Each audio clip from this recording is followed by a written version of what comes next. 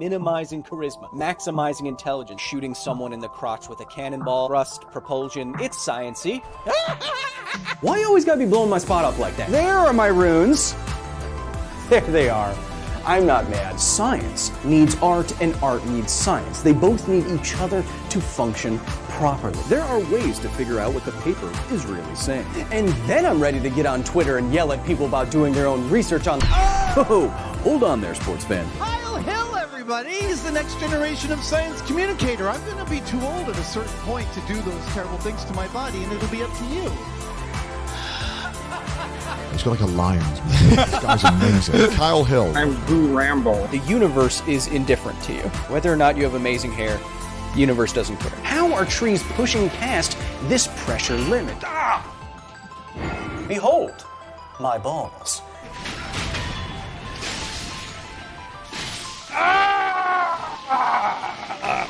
Now we're getting somewhere, but I still don't think it's worthy of G.R.R. Martin's suspender. I'm totally right? Post up photos of my frickin' hair? Is that what you all want? No, you don't, weirdos. Kyle Hill. Is your last name actually Hemsworth? What's going on? Our resident Thor lookalike? I prefer Black Friday Chris Hemsworth. Oh, thank you. Hey, you know, if you need a haircut... No, of course not! We're not gonna send sharks with frickin' laser beams on their heads to an asteroid. We're gonna nuke it. You don't need Bruce Willis at all. Wrenched. Oh! Headshot! Oh! Kevin, turn on the monitor. Kevin, this transition better work. The blast doors can't... Kevin, turn it on. Kevin. Kevin, call his agent and have them call my agent. Kyle Hill, happy birthday! Feliz Navidad! I'm just a biologist. I don't know how this works. This is how you do science. Can I just grab it? Oh. Laws, corollaries.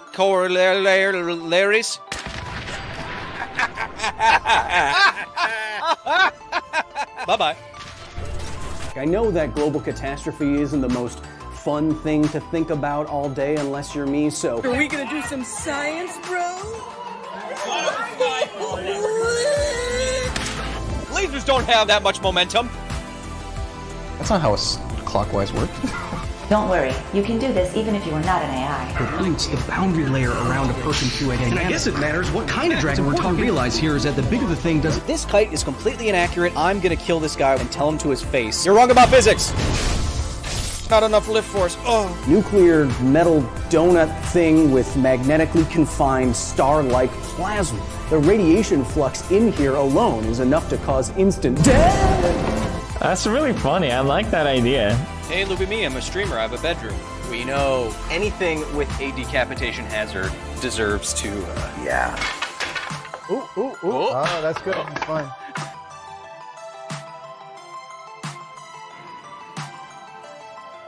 Put it on PBS. I dare you.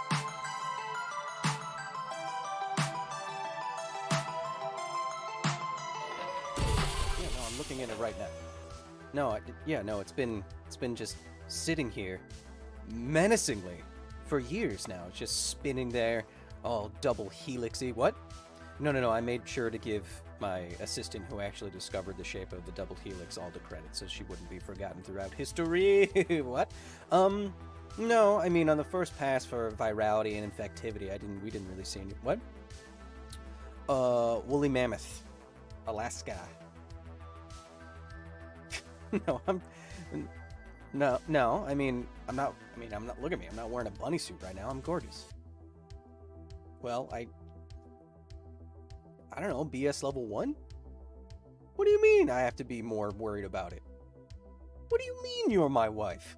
Alright, if you're my wife, what's the name of our cat? Marla. Damn, you're good. Okay, I'll see you at home. Bye, love you.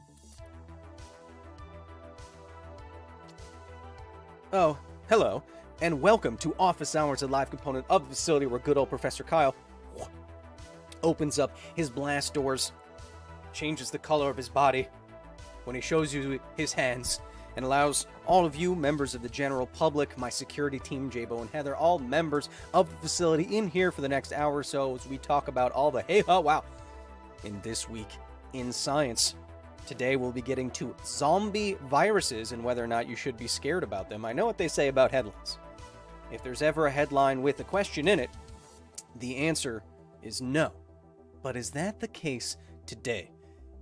No matter what happens today, if you want to continue on the conversation, you can always go to the video chat there. You can join the facility at patreon.com/Kyle Hill. Join the facility today. Enter our Discord, which otherwise is guarded by Securabees with laser stingers. Talk with us each and every day. Get members-only live streams, which we're going to be doing later this week. Get behind-the-scenes photos, videos, bloopy bloops, and basically stay connected. With everything that we do here at the facility. A lot of new people in the chat. Don't spam in the chat. Tactical and Crafty are just waiting to knock you out of there. We'll be getting to zombie viruses in just a minute, but as we do so, we'll be taking all your We'll be taking all your comments, questions, corrections, everything. And if you really, really, really want me to see something, you can try Super Chat. Now, I can't say I'll get to everyone's Super Chat, but even if I don't get to it, know that it's going towards a good cause of making the best educational content that we possibly can and fixing this light. Nailed it. Jalisk, welcome. Fearful, Daw, Noob, Kush, David, Joey, Adamus, Kata, Kush, Winning Streak, Black Apollo, Transcendent Game. Everybody. Oh, and I noticed specifically Sap. First time in the live stream. This is only our 103rd live stream. I'm happy to have you here regardless. Hey Kyle, my kid, he wants a lockier hair, says Winning Streak. Oh, no problem. Just go to my shower. I missed your super chat, says Charlie Spur. Yeah, I saw that and now I forgot what it was. Good evening, Kyle. Hello everybody. Good evening. 103 is better than 104. Hi Kyle. Gotcha.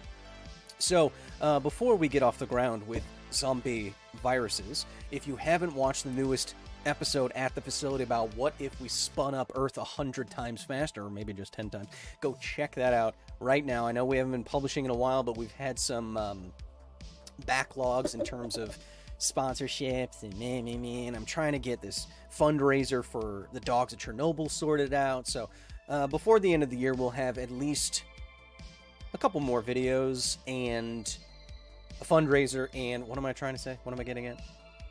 Another Half-Life history. I know a lot of you have been asking me about that. Don't worry, it's coming. It includes drone footage. Ian Fire, welcome. It's morning for me, says Red Saber. Wait, a fundraiser? Not yet, Akira. Soon. I'm sorting it out on the YouTube back end. But what we want to sort out, for sure, is zombie viruses. Kyle, my dude, it's been a while since I caught alive. If we spun up the Earth, would time go faster? Says Joey Sintron. If you speed up the Earth, your clock will run slower relative to someone else on the outside of the Earth that isn't spinning in your same reference frame. Days will get much shorter, but that's only because we define a day as one rotation of the Earth on its axis. So a day will get shorter. Your clock will run longer, relativistically speaking, but will time change? No. Hey Kyle, I've been watching for a long time, but this is my first live stream. I'm excited, says Stone Piggy. Violets, yeah, I'm looking forward to it. So when we talk about zombie viruses, chat, before we jump directly into it, what we're talking about are not the viruses that make things zombie-like. You may have heard of the Last of Us virus, the cordyceps virus that became very famous from that game, that sort of zombifies ants. That's not what we're talking about today. We're talking about something possibly even creepier, and that is viruses that have come back from the dead. The Holly Zach with the 9.99. I love this topic. I've had a theory about it for a long time to see if and if you see this, I'd love you to speculate. Airborne rabies with a highly modified mortality rate to slow down host death. So we're not talking about zombies. We're talking about viruses that have come back from the dead. And I know a lot of you were mentioning fast and slow zombies. I actually have a theory on that that comes from a friend of mine, a neuroscientist, and one good explanation for fast and slow zombies is the amount of brain damage done to the individual during and after death. So a zombie that has gone through a lot of decomposition looks like a Walking Dead zombie. Zangara helping fix the light with the 50. Thank you so much. a slow zombie would have accumulated a lot of neural damage, or just bits of its brain are gone. And that would directly translate into being slower, being stupider, being more like just a mindless blah blah blah. But fast zombies, on the other hand, Cryptic, you're on the right path. Fast zombies, on the other hand, would have a very minimal amount of neural damage and brain tissue damage, so that they could still run, they could plan, they could plan for and achieve goals, that kind of thing, and are more coordinated. These would be more like World War Z zombies and I Am Legend zombies, 28 Days Later zombies. But that's not what we're talking about. What we're talking about today is zombies back from the dead, and whether or not you should worry about it. Spoiler alert, I think you really should. So, this is permafrost. Permafrost, Charlie Spur with the 5, now I'm reading it. If we're talking about permafrost viruses, DNA degrades over time. Anything in there long enough shouldn't be able to successfully replicate, says Charlie Spur with the 5. Well, you say that. This is permafrost. Permafrost, well, this is an area with permafrost. I'll show you real permafrost in a second. Permafrost is any ground, whether under the sea or on land, that is frozen consistently for 2 or more years. Now, the permafrost that we will be talking about today has been frozen for thousands and thousands of years, but anything longer than 2 years is considered permafrost. Now, it doesn't have to be frost like you're looking at on top of the ground. More usually, you have an active layer, soil, that's where the bugs are, that's where decomposition is happening, an active layer deposited upon forever frozen ice and frosty above another layer of soil. But viruses aren't even living things, not very complex at all compared to other things, basically simple protein machines. That's what we're getting to. So, permafrost is this. There has been a layer laid down of forever frozen ice because of the conditions, the environment. And on top of that can just be the normal detritus of the environment, dirt and leaves and organic matter, all that good stuff. Now, when you see this in real life, it actually looks like this.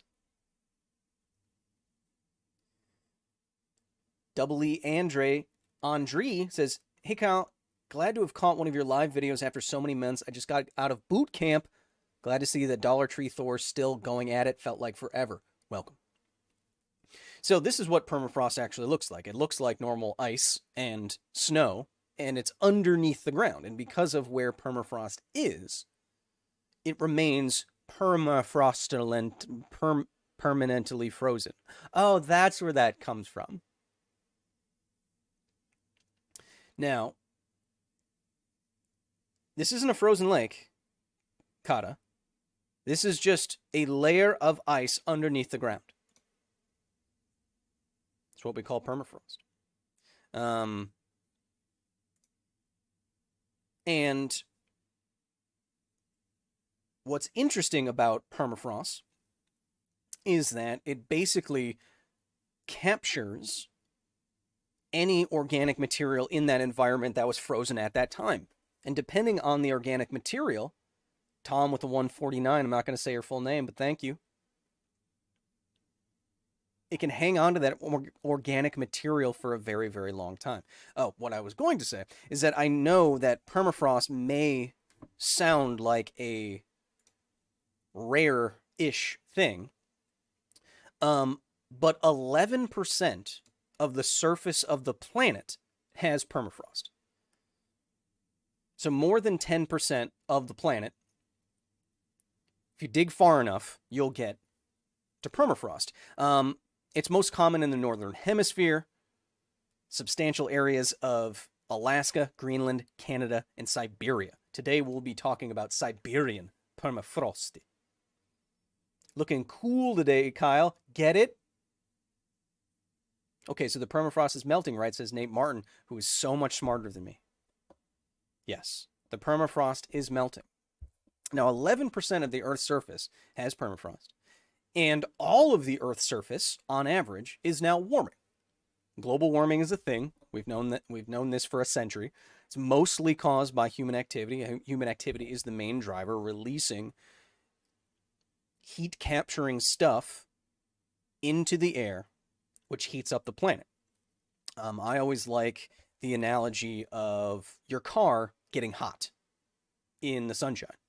You leave your car in a parking lot, and what is actually happening is radiation from the sun is coming in through the glass, heating up the interior of the car, but instead of fully escaping back out, a lot of it is reflected back down by the glass, by the interior of the car. A lot of it stays in there.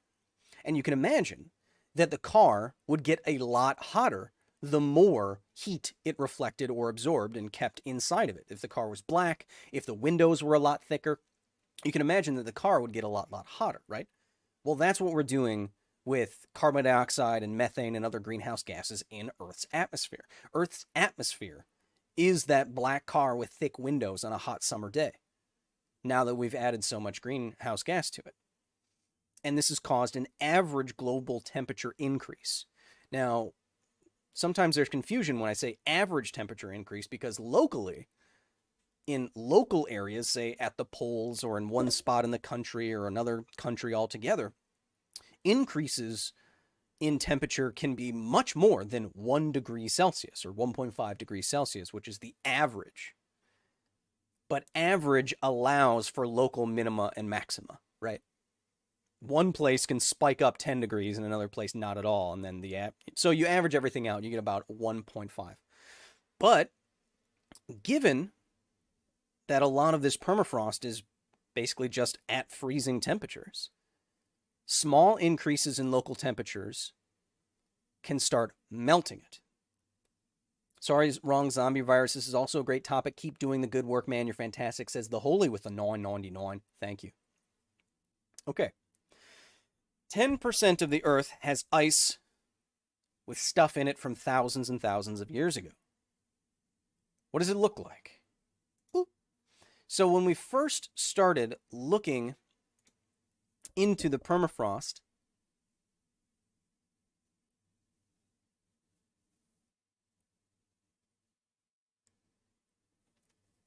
we found little things like these. I mean, we found other things. We found woolly rhino carcasses, mammoth carcasses, all these kinds of interesting large creatures. Sin Clavier, who just said, unsubscribed. Okay. But we also found these big viruses. Now, that's kind of a sampling bias, right? Because obviously you're going to find the larger, bigger things that are easier to see with our science eyes, or microscopes, if you want to call them microscopes. So this virus that you're seeing above my head is a Pandora virus, because it's so big and it has so many genes in it. Like, comparatively, I think this virus above my head, not to scale, has something like 2,500 genes, where HIV has 9 and influenza has 5 total. So this is a big virus. So it's easy to see with our science eyes or microscopes. But we started finding these.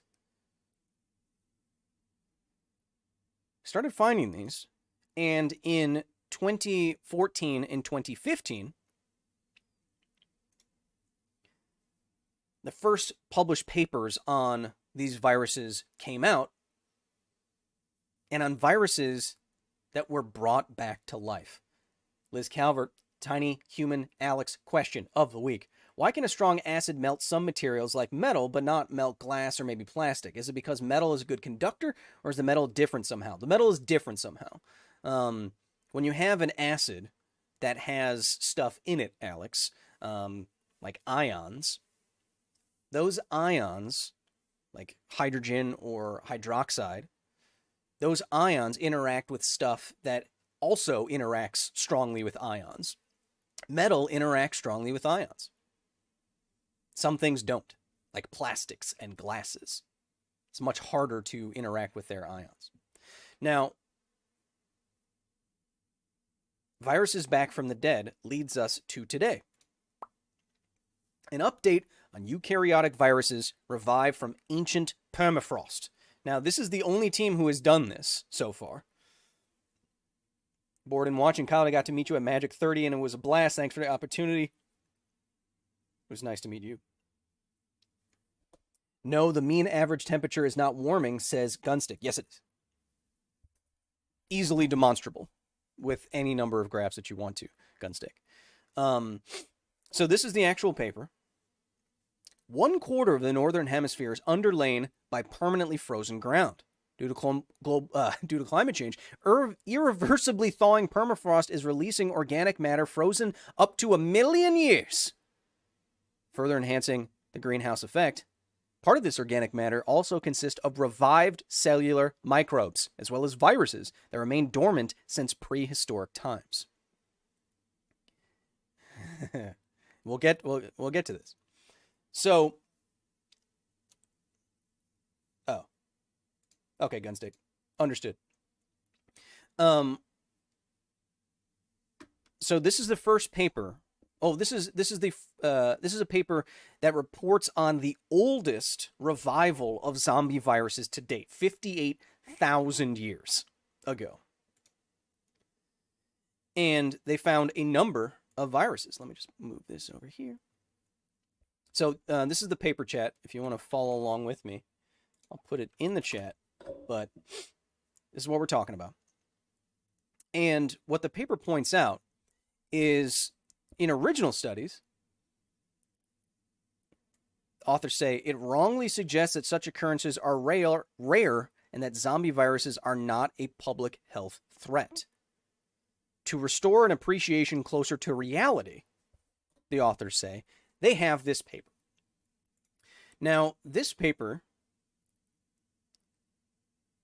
because I was interested in this part, this paper took samples from Siberian permafrost and they revived the viruses.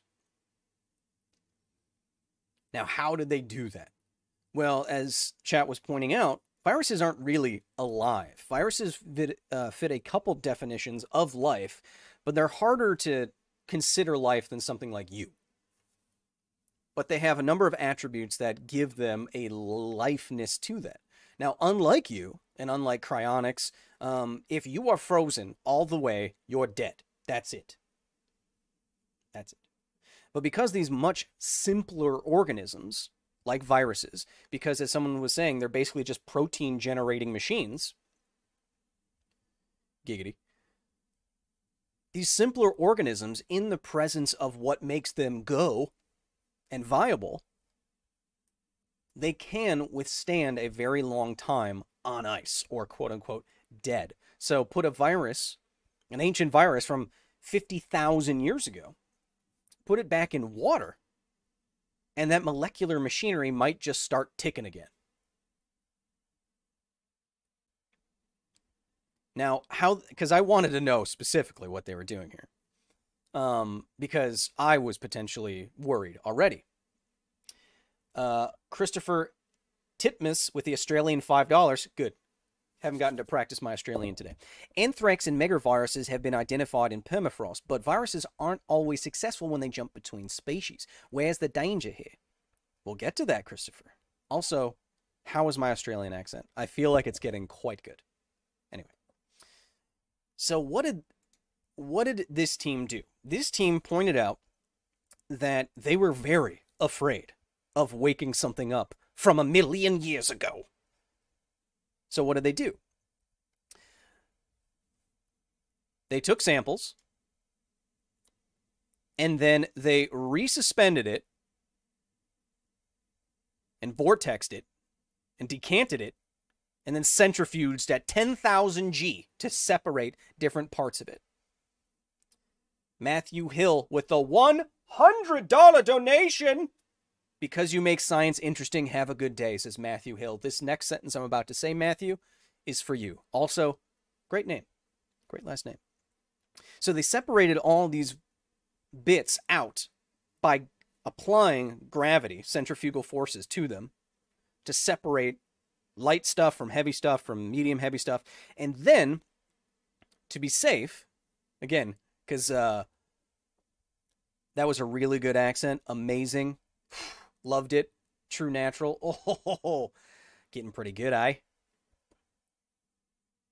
You know what I do? I don't know if you guys do this, but because I'm a weirdo, when I go to places that I think I'm never going to see anyone there again, I'll do an accent. And Arya's like, why are you doing this? I'm like, who cares? I'm never going to see these people again. Anyway, what does the virus do? Says Aaron. Aaron, I'm getting to that.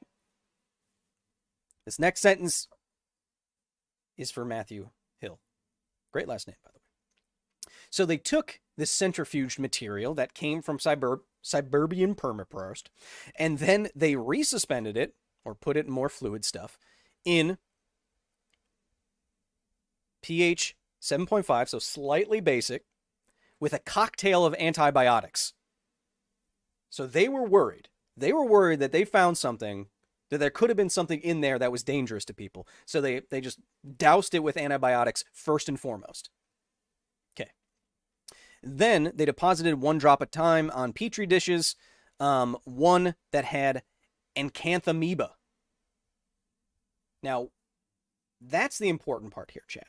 What this study did, Kyle should come to Australian for one of those Half-Life series. Absolutely.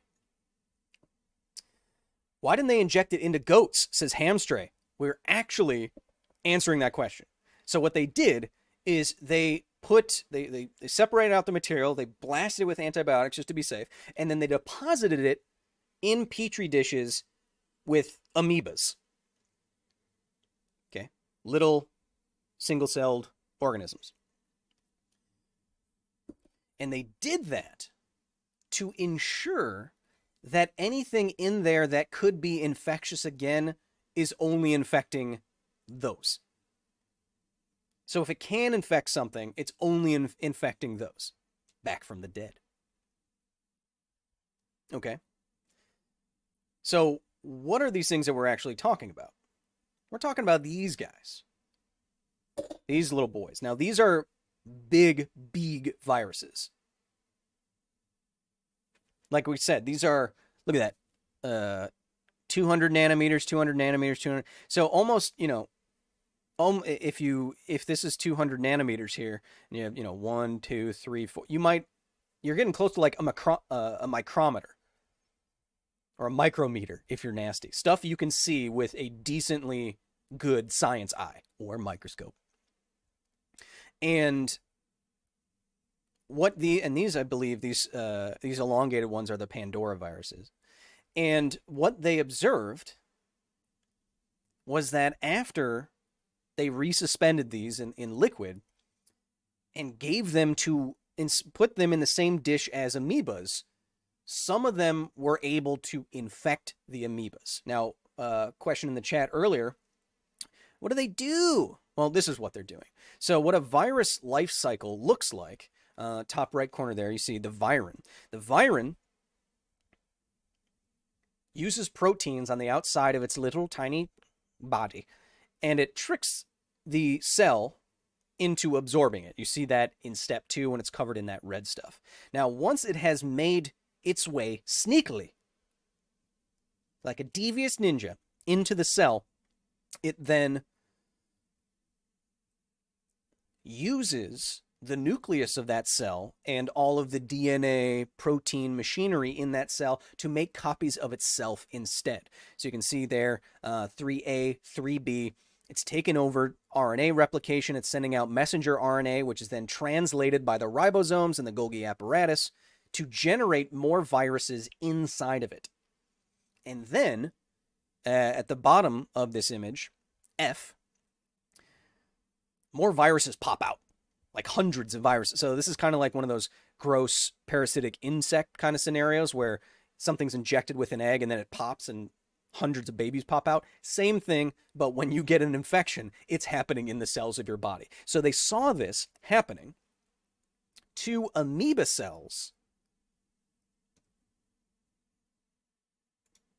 by these huge viruses. Now, Kyle, what does all this mean? Kyle, what does all this mean?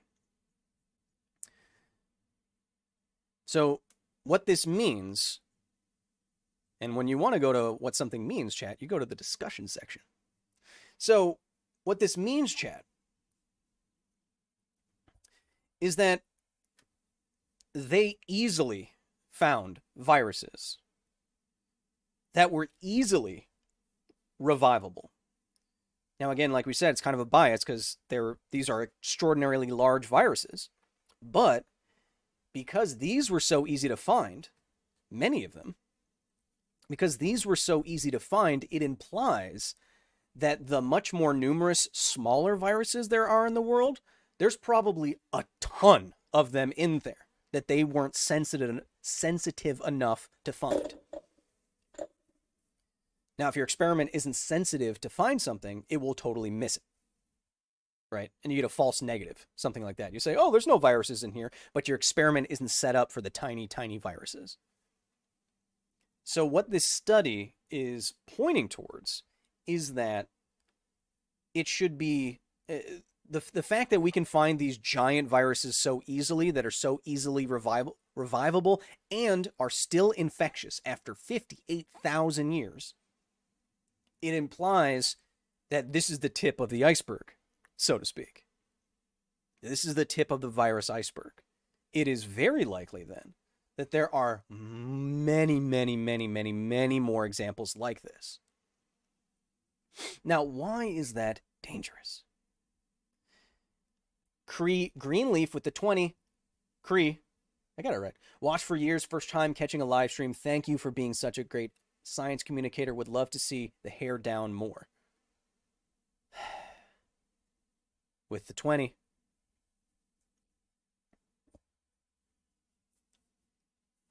This isn't OnlyFans, but here you go. Don't objectify me, chat, just because I'm easily objectifiable.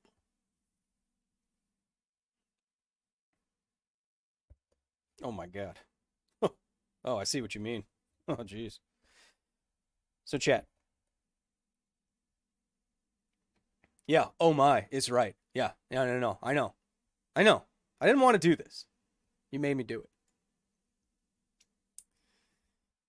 Just interacts with the, because it's color profile is. I mean, I get what you mean. I mean, look at that. Look at the volume. Look at the. Anyway. So why is this dangerous? Well, these researchers were being careful. I know. You're scared now. No, I get it. No, I know. I get it. I get it. That's why I keep it under wraps, or else chat gets crazy. Plus, you paid for it. So here we go. These researchers were pretty clear that they wanted to take this very seriously. That they didn't take any mammalian viruses. For example, they didn't take a sample from a frozen woolly mammoth or a woolly rhino or something like that, something mammalian, and revive it. Not only did they not do that, they only gave the virus in their testing one target, and they bombarded it with antibiotics. So only viruses would be left. Because the likelihood of additional viruses in permafrost all over the world, they estimate is high, as we just went through with this sample. It is therefore very likely that other viruses can be revived as they thaw due to global warming and other factors and infect organisms, mammals, plants, everything. And how do we know this? Well, because it's happened before. A couple of years ago, I'm paying attention to the hair to avoid my anxiety on the subject. A couple of years ago, permafrost was thawing in Siberia. It thawed enough to expose the corpse of a reindeer that had died many years before. Many years before. From that corpse sprang an outbreak of anthrax. A few dozen people were infected. One little girl died. Russia considered, to get this in check, culling 250,000 reindeer.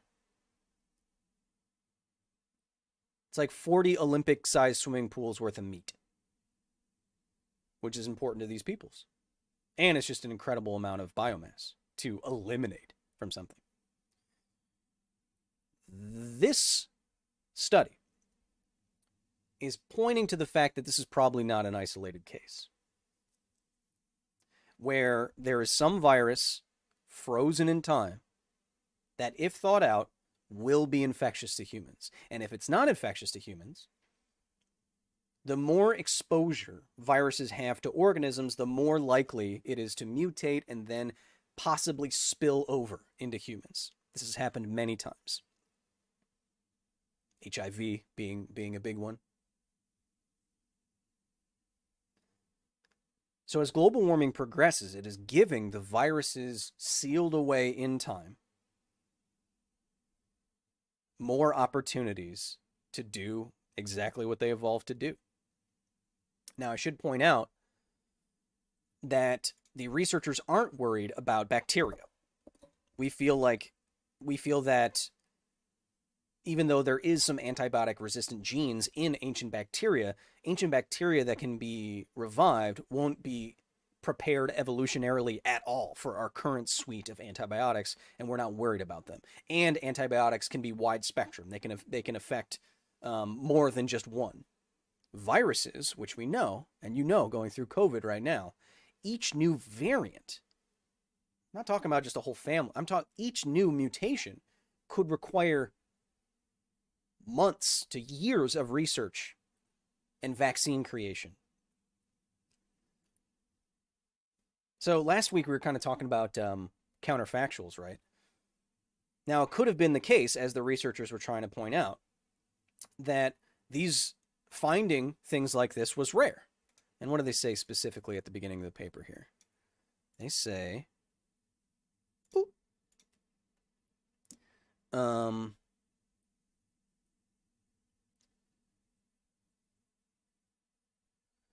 the literature abounds on descriptions of the rich and diverse prokaryotic microbiome, so population of these organisms found in the permafrost, no additional report about live viruses have been published since 2014 and 2015, wrongly suggesting that such occurrences are rare.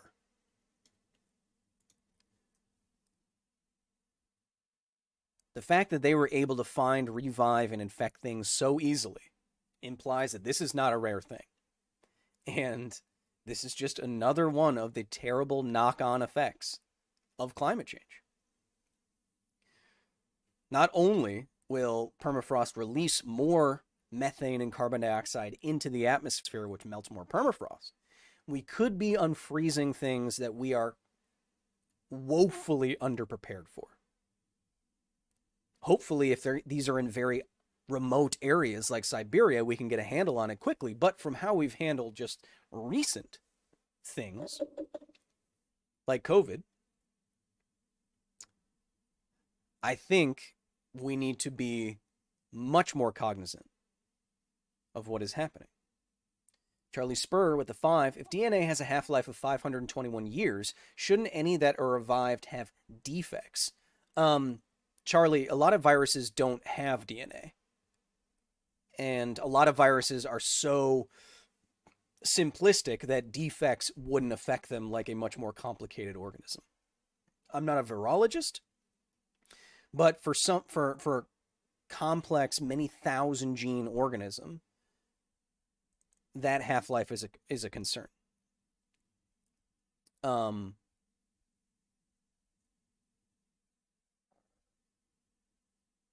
Right? I think I said everything that I wanted to say. Audio bug. What's happening? It's a stream rebuff. It's fixed now. Audio's good. Okay. Audio's fine here in Australia, says Candace. Thank you, Candace. So, should you be afraid of zombie viruses coming back to life? Yeah.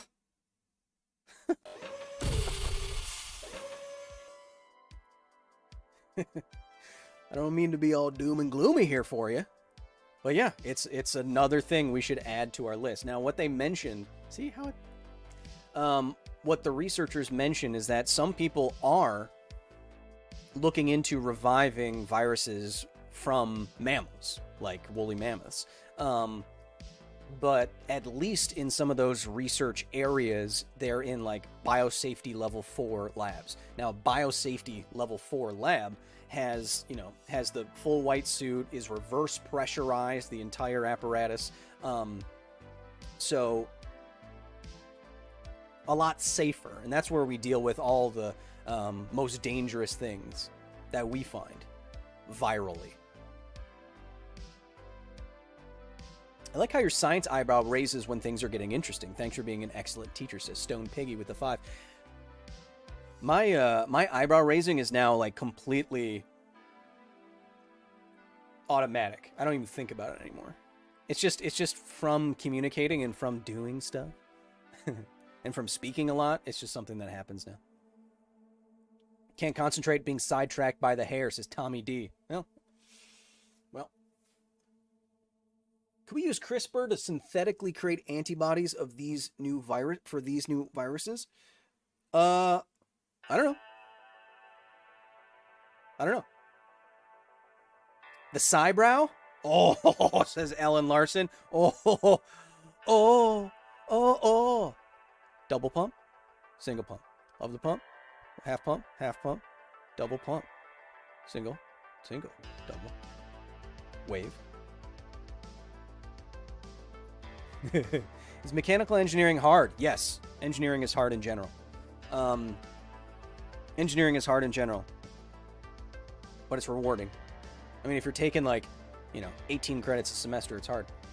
Trust me. Also, wouldn't something like this have happened at the end of the Ice Age? I think there was also a mini Ice Age 2 in our history, says Binary Ghosts with the 5. Mini Ghosts. Binary Ghosts, let me put it to you this way. Some of this stuff has been frozen since before then. 58,000 years ago is before the last mini Ice Age, which is the Younger Dryas event, which we were talking about last week, I believe. And it was 12,000 years ago. And this is 58,000 years ago. Some of this permafrost, I mean, a lot of it must be, has been frozen for millions of years. I never had physics or chemicals class in school. How can I learn the basics, says Beam Machine. Be hard to do without an actual course. And there might be courses online that are free. When I started science communication, I tried to find some free classes on writing and research and all that stuff. Behold, the mighty Cybrow. Ooh, things... Chat, should I do it? You know how Vsauce, when a video starts and then he goes... Then he goes on a tangent in the audio, wait for the drop and it goes... Ding. Should I do the same thing? Like, I introduce the video, and then I go, or is it? And then it's like this, that's like my drop. What if the Earth started spinning faster? And I don't just mean faster, I mean a lot faster.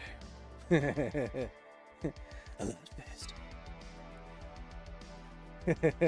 Yes. Now you have to flip the hair. Jared, stop objectifying me. Just because I'm a guy doesn't mean it's okay. Also, thank you, Daddy. I apologize for that. Nimbus entry with the Canadian 5. Gift reminder to chat from pre-stream. Winky period for an emoji keyboard on PC. Use power wisely. VR researcher Nimbus out. I don't know what just happened, Nimbus, but I appreciate you being here. Yes, antigens only have a few million or billion possible combinations. We can make matching antibodies. It's just a matter if we can activate the right antibodies in time, says Charlie Spur with the 10. I don't know the full science of vaccine creation. Or synthetic, I'll just leave it at that. Mrs. Gimme says, I love your hair. Mrs. Gimme, I love you. Hey, what do you think and the Bible?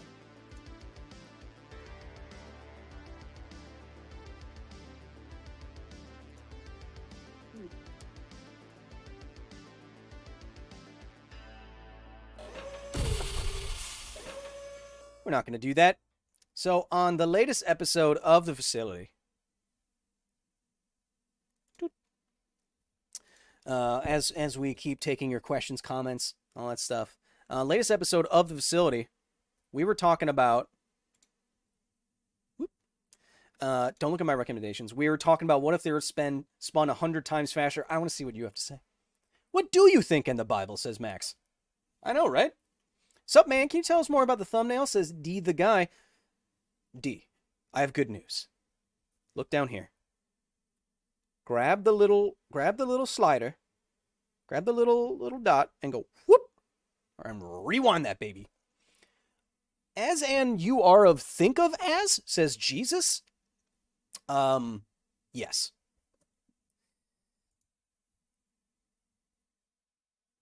Do you ever talk graphene with Do you ever talk graphene with Ian Crossland? This is Handsome Pete with the 199. I don't know who that is, so no. Drew says, wouldn't Earth squish as it started spinning faster, bringing the poles closer together when the equator got longer? Yes, slightly. If the Earth spun faster, that would kind of happen. And that's why the Earth is not a sphere. Geometrically speaking, Earth scientists call it an oblate spheroid because it does spin so quickly at the equator, around 1,000 miles per hour. It is kind of squished. Kyle, please tell them to like the video. Like the video, or Bucket won't be able to afford Christmas presents for his tiny one.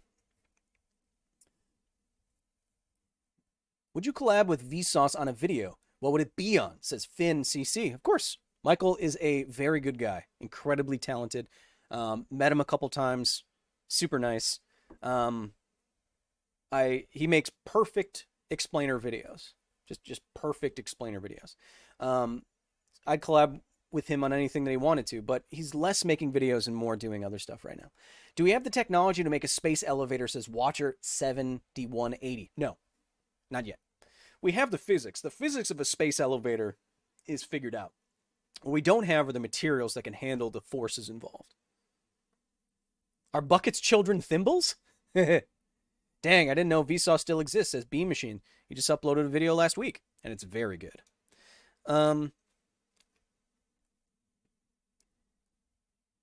You forgot the fact that spinning the world faster would also flatten the world a little bit more. No, I didn't. Kalijah. I don't think it would be significant to the point that you... No, not the thick Earth theory. That's not what I'm talking about. It's not... The Earth is not going to go... If it did... everything's going to get destroyed if you go that fast. But that's not what we were getting at.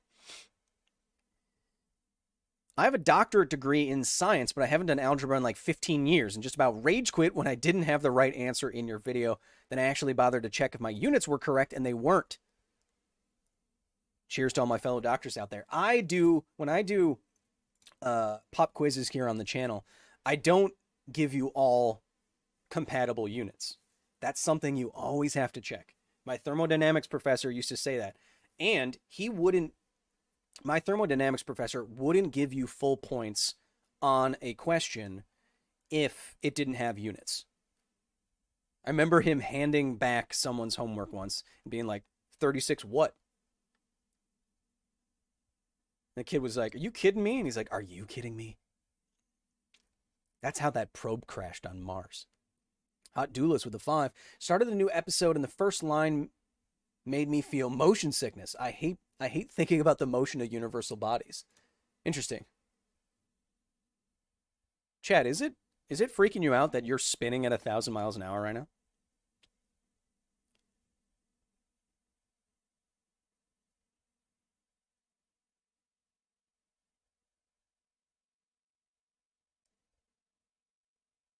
Dude, I know you suffer. No one would know it. You put on such a great show. Well done, says Aurora Jones. Jesus, Aurora.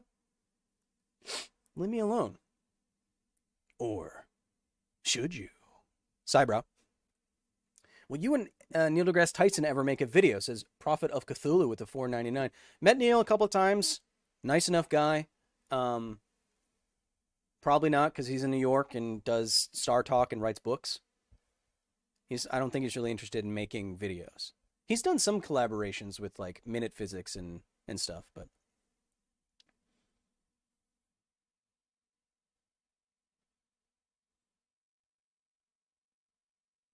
Kyle is starting to become a brick house. Impressive, says Dan Smoke. Dan, you win.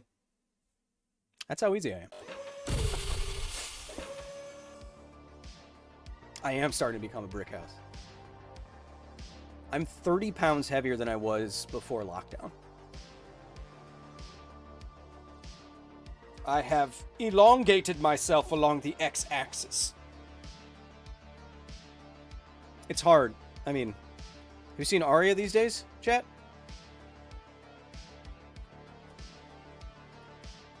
If I'm a brick house, she's a marble sculpture. Hot take, gravity training works, says PB. Not in the long term, PB, from the studies I've seen. Gravity training or gravity training, making yourself heavier than you otherwise would be with weights for an extended amount of time doesn't seem to produce crazy benefit like you may expect. But gravity training while doing power intensive stuff like pull-ups or squats or something like that, it's the same thing. I don't know. Arya seems a bit wiry, says Jonathan Price. She's not. Her arms are probably the same size, if not bigger than yours. And I'm not calling you out. I'm just saying she's a professional trainer. Everybody's gravity training all the time. Gravity is the law, says Crispy Chrissy. Newest professor emeritus at the facility and the most prolific chatter we've ever had in the Discord. Maybe. Hey, Kylian. Probably a dumb question. What is the speed of light relative to in space? Everything else. So, everything is relative. And the speed of light is constant for everybody. Oh, Arya's kind of wiry. That was pretty good. I'll give it to you. Or will I? Cybro. I forgot what I was talking about.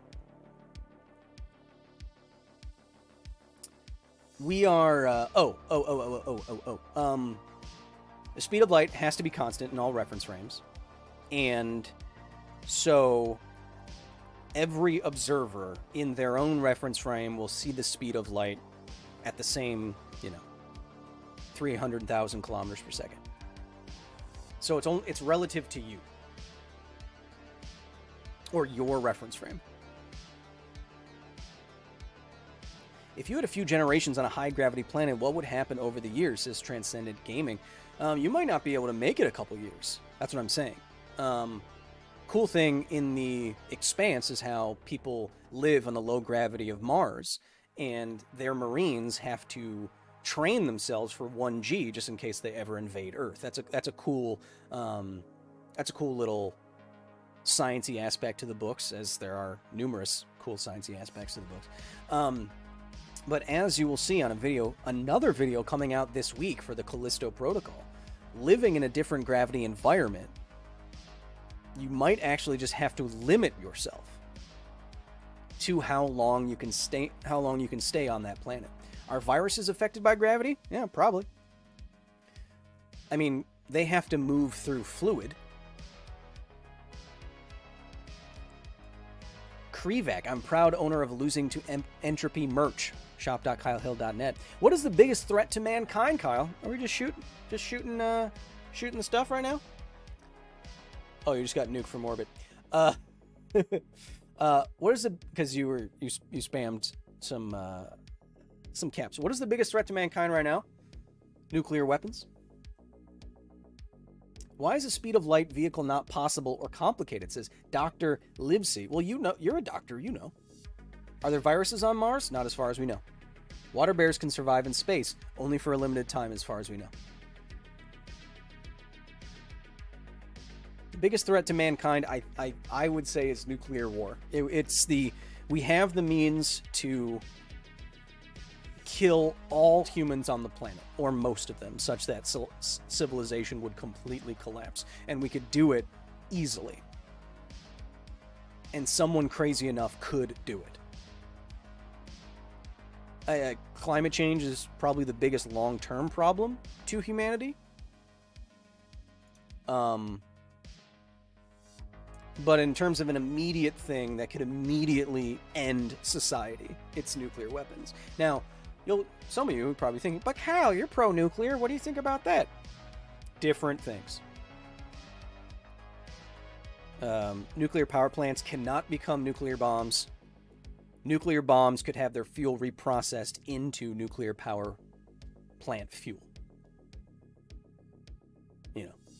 What scientific experiment is currently happening that you are the most excited about? I don't know.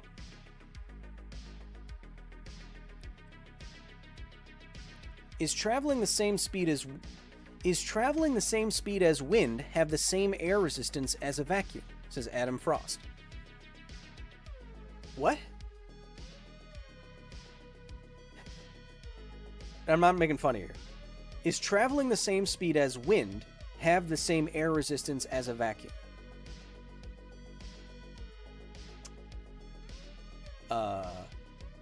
No. Bobby Digital, you're late, but I'm still happy to have you here. Hallius56 to the 5. How would temperature and weather be affected if Earth rotated faster? Would it even affect volcanic activity? Yes. Storms get more intense, all that kind of... it's bad. Again, if it happened, if Earth, and we say this in the video today, which you can go watch, but if Earth slowly increased its rotational speed, you could things would get used to it if it was like millions of years. But if it happened all at once, or very quickly, at least in geologic perspective, stuff would get bad very quickly. Or would it? Cybra. What's this? I just got here, says Mr. Andrat. Okay. What's this thing about zombies?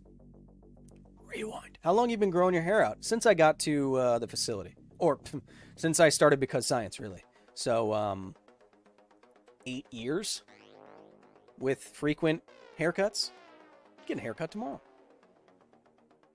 They have to use special shears because only a shear blessed by the All-Father himself can cut through my golden twine. And that's canon. I've also been playing a lot of God of War Ragnarok. In fact, I have beard beads now. I didn't put one on because I was nervous about what you would say about it. But I got some silver ones in the mail with like runes and shit. What test tube were you born in, Kyle? Her name is Mom.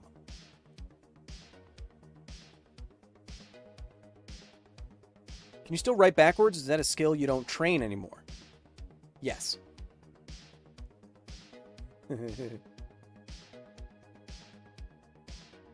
So, chat, state of the facility update. We've been talking about zombie viruses and why I think you should actually pay attention to how dangerous they could be vis-a-vis climate change. I don't know if I used that correctly. But this week at the facility. Wait, how long is Kyle's beard? I've never looked. I mean, it's a good, 3.5 inches at the bottom. I'd stop the world, says Binary Ghost with another 5. Thank you, Binary. I might melt with you as well. I think you got to do a neck tattoo if you wear beard beads. I actually got a large new tattoo on my arm that I'm not showing you. Everyone at the facility saw it. What was I saying? This week at the facility, it's a embarrassment of science riches. Not only did we have office hours today. No offense, but are you on the spectrum? I am, though, says Frank Benson. Yes, I am. Beards are weird. Okay, says Dan Boy. Yeah, last week's stream. Yeah, what we have like less than a third of the people who were here last time, and people were just yelling at me the whole time. Got a lot of emails from that stream, actually.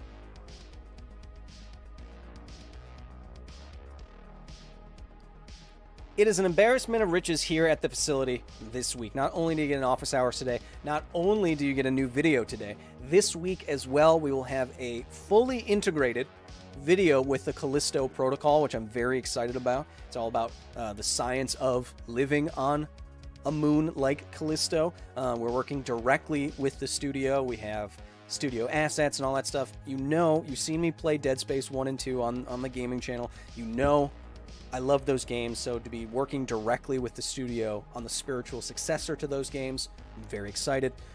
Jared Robinson, no gaming tonight? No, because I'm getting to that. So we have new video today.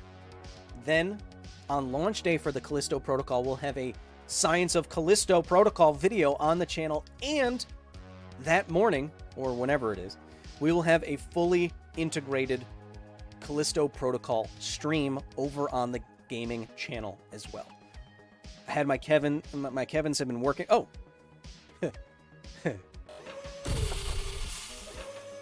later this week, we'll be going all out, and we will be going deep into the Callisto Protocol, streaming the game for the very first time for all of you, doing all the science time as we go through what may be the next great sci-fi horror game. So this week is going to be packed. So on the 2nd, I think that's Friday, video going out, and a long game stream for the Callisto Protocol. And this is just some of what the Kevins have been working on. I'm not even showing you the cool stuff yet. Half-Life history video when? Unless you already answered that. I was late today. We are very... So, all the Callisto stuff will come out first. Then we are this close to having the integrated fundraiser for our next video that we shot in Chernobyl about the dogs of Chernobyl. And then before the end of the year, we will have another long, 20, 35 minutes, probably between 20 and 30 minutes, a Half-Life history that we shot a while ago, but it's a 5,000 word essay. It's incredibly interesting. We shot some of our own drone footage in the desert for it, all this stuff. I think you're really going to like it. I think it's going to do well. So we will continue doing Half-Life histories. We've just been, for the last couple of weeks, I know we haven't been publishing videos as much, and it's because we kind of been backed up. Been trying to get the Dogs of Chernobyl fundraiser thing, and it wasn't working, then it was working, and then we're doing stuff with the Callisto Protocol, and so that shifts things back a week, and then we have... So, we have a lot of we have 3 videos in the can right now. We're just making sure we get everything done right. But, if you want to be locked in to everything that we're doing with this new, very creepy game that is sure to jump scare me, go subscribe to the gaming channel after this, and you will see everything that we do on this very, very scary moon. And I even forgot. After that, chat, if you know me, you know that I love me some Witcher 3. I am one of the only people you know who has 100%ed the full game and all of the DLC. I've cosplayed. I have limited edition wine that no one else in the world has. 2 bottles of it right here at my desk. On the 14th, we will start a series of Witcher 3. On the 14th, we'll start a series of Witcher 3 Next Gen Update live streams, where we will be going through and playing Witcher 3. It's going to be good. I love that game. I'm good at it. If you can be good at single-player games like that. So if you never played the game before, if you want to see the game in its next-gen status on a fully spec'd out Basilisk, I mean PC, oops. Next couple of weeks, chat, we're going to be doing a lot of stuff here at the facility.